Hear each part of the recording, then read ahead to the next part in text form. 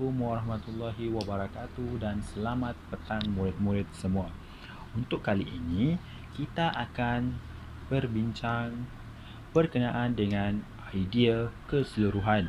Okey, pada pengajaran sebelum ini, murid-murid telah diperkenalkan dengan idea utama dan idea sampingan. Jadi untuk kali ini, kita akan belajar berkenaan dengan idea keseluruhan. Sebelum itu, kita ulang semula. Apa itu idea utama dan idea sampingan? Okey, idea utama adalah idea yang menerangkan keseluruhan perenggan. Okey, idea utama adalah ayat pertama pada setiap perenggan yang akan menceritakan keseluruhan perenggan.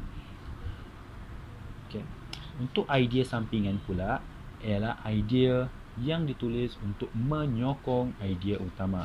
Maksudnya, idea sampingan ni selalunya akan berada pada ayat yang kedua dan seterusnya. Selepas idea utama akan ada idea sampingan. Kenapa? Sebab idea sampingan perlu menyokong idea utama kita.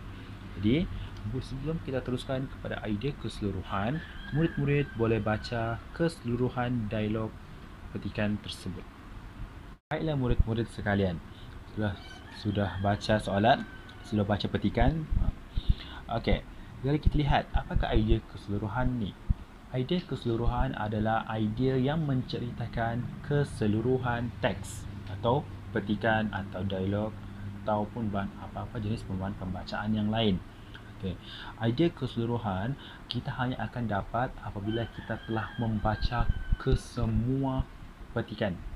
Okey, kita tak akan dapat idea keseluruhan bila kita baca perenggan pertama saja atau perenggan kedua atau baca separuh muka surat saja. Kita perlu baca sampai habis baru kita boleh tahu idea keseluruhan.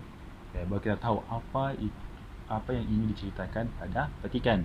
Okey, idea keseluruhan ni tujuannya ialah untuk kita tahu sebenarnya petikan ni bercerita berkenaan dengan apa. Itu yang kita perlu tahu. Contoh dalam muka surat 65 ini. Okey. Amboi, wanginya bau masakan makcik. Makcik masak apa? Makcik sedang memasak nasi ambeng. Makcik, apakah nasi ambeng? Nasi ambeng ialah makanan tradisi masyarakat Jawa, iaitu nasi putih yang dihidangkan dalam dulang dengan makanan lain. Antaranya termasuklah mi goreng, ikan masin, sambal, serondeng kelapa, tempe dan ayam goreng. Apakah keistimewaan nasi ambeng, makcik?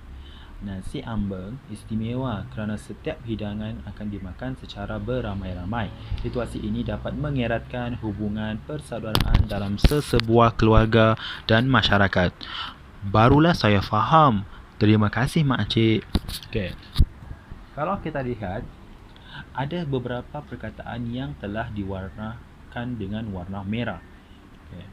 Perkataan-perkataan dalam warna merah itu telah ditulis semula dalam 3 kotak di sini. Okay. Yang pertama, makanan tradisi masyarakat Jawa dihidangkan dalam dulang dengan makanan lain, mengeratkan hubungan persaudaraan. Jadi, soalan bertanya, apakah tajuk yang sesuai berdasarkan petikan ini? Okay. Bagaimana kita nak cari tajuk? Jika kita nak cari tajuk, kita perlu tahu idea keseluruhan berkenaan dengan apa. Jikalau adik-adik jikalau murid-murid perasan, dalam petikan, mereka bercerita dengan satu benda sahaja. Mereka tak ada cerita lain. Mereka cerita.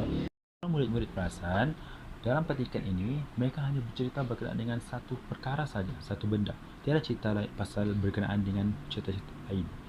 Iaitu, mereka bercerita berkenaan dengan gambar. Iaitu nasi ambeng. Mereka cerita nasi ambeng tu bagaimana, nasi ambeng tu bagaimana, nasi itu tradisi, makan tradisi siapa, apakah keistimewaan dan sebagainya. Okey.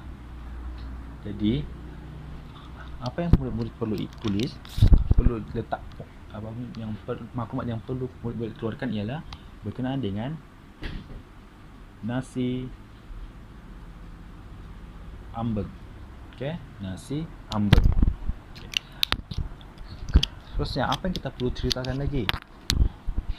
Okey, murid-murid boleh tambah macam ini. Makanan tradisi masyarakat Jawa. Maksudnya orang Jawa yang memperkenalkan nasi ambeng. Okay, dihidangkan dalam dulang dengan makanan lain. Maksudnya dihidangkan. Nasi ambeng ni dia bukan sekadar nasi, dia ada makanan lain di dalam satu hidangan. Okay. Lepas tu dia boleh mengeratkan hubungan persaudaraan. Jadi apa yang kita boleh tulis? Kita boleh tulis keistimewaan nasi ambeng. Kita boleh tulis keistimewaan nasi ambeng. Ataupun yang kedua, kita boleh tulis keunikan nasi ambeng. Okey. Maksudnya ini adalah kesimpulan yang akan kita ceritakan. Lihat, idea keseluruhan dalam sini ialah dalam petikan ini ialah berkenaan dengan nasi ambeng. Okey. Jadi kalau mula-mula nak tulis nasi ambeng pun boleh sebagai tajuk. Okey. Kalau lebih cantik lagi kita tambah lagi lah keistimewaan nasi ambeng ataupun keunikan nasi ambeng. Okay. Tapi apa yang perlu ingat adalah idea keseluruhan, iaitu idea yang diceritakan pada keseluruhan teks adalah berkenaan dengan nasi ambeng. Okay. Tiada yang cerita lain, dia cerita pasal nasi ambeng. Jadi murid-murid perlu kaitkan dengan nasi ambeng, jangan kaitkan dengan nasi lain. Okay. Jadi murid-murid boleh buat aktiviti pada muka surat 72 dan 73 pada buku aktiviti masing-masing. Sampai sini saja. Sekian. Terima kasih.